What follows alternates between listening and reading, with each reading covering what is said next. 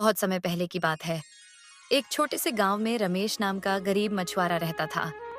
उसका परिवार भी उसी पर निर्भर था और दिन रात मेहनत करने के बावजूद उसका जीवन कठिनाइयों से भरा था।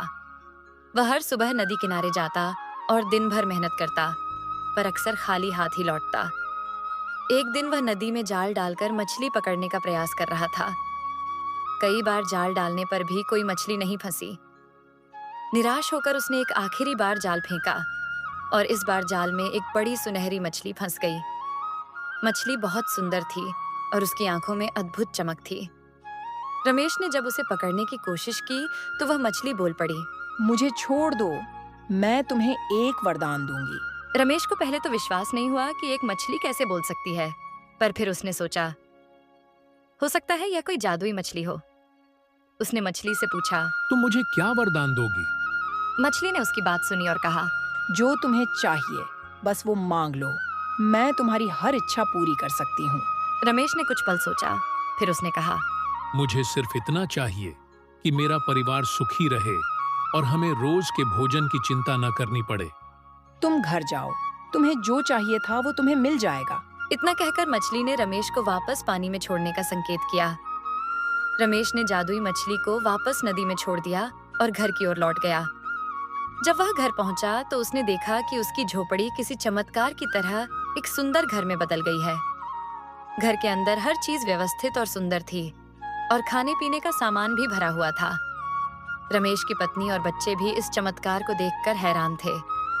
रमेश ने उन्हें सारी बात बताई कि कैसे उसे एक जादुई मछली मिली थी जिसने उसकी इच्छाएं पूरी की हैं। रमेश और उसका परिवार अब सुखी जीवन बिताने लगा। उन्हें अब रोज की जरूरतों के लिए चिंतित नहीं होना पड़ता था। रमेश ने भी अपने पुराने साथियों की मदद करना शुरू किया और गांव के लोगों के साथ भी उदारता से पेश आने लगा। कुछ समय बाद रमेश के मन में लालच आ गया। उसने सोचा, अगर मछली एक वरदान दे सकती है तो उसे फिर से पकड़कर मैं और इच्छाएं भी पूरी करवा सकता हूँ। इस विचार ने रमेश के मन में घर और एक दिन वह फिर नदी किनारे गया और उसी जगह जाल डाल दिया जहां उसे पहली बार जादुई मछली मिली थी। कुछ ही देर में मछली फिर से उसके जाल में आ गई। इस बार मछली ने रमेश से कहा, तुम फिर से क्यों आए हो? क्या तुम्हें पहले दी वरदान से संतोष नहीं हुआ? रमेश ने थोड़ा हिचकिचाते हुए कहा, मुझे थोड़ी और चीजों की जरूरत है।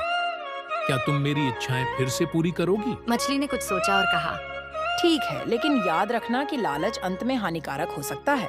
सोच समझकर ही मांगो। इस बार रमेश ने सोचा कि वह बहुत धनवान बन जाए ताकि उसे कभी किसी चीज की कमी न हो।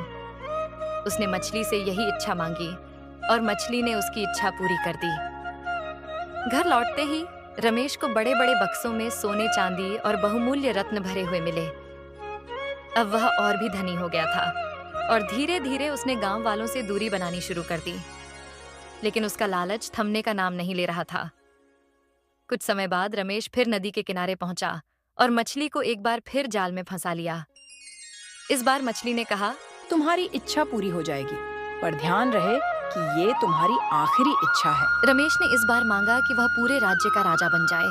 मछली ने गहरी सांस ली और कहा, ठीक है, लेकिन याद रखना कि लालच अंत में हानिकारक हो सकता है। जैसे ही रमेश घर लौटा उसने देखा कि उसका घर एक महल में बदल गया है।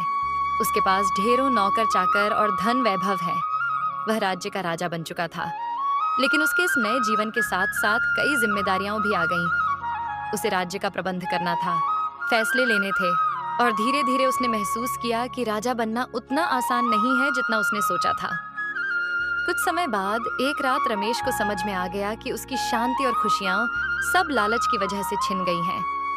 उसने सोचा कि उसका जीवन पहले ही बेहतर था, जहां उसे बस एक साधारण सुखी जीवन चाहिए था, पर अब लौटना असंभव था। रमेश ने जो मांगा था उसे अब उसी के साथ जीना था।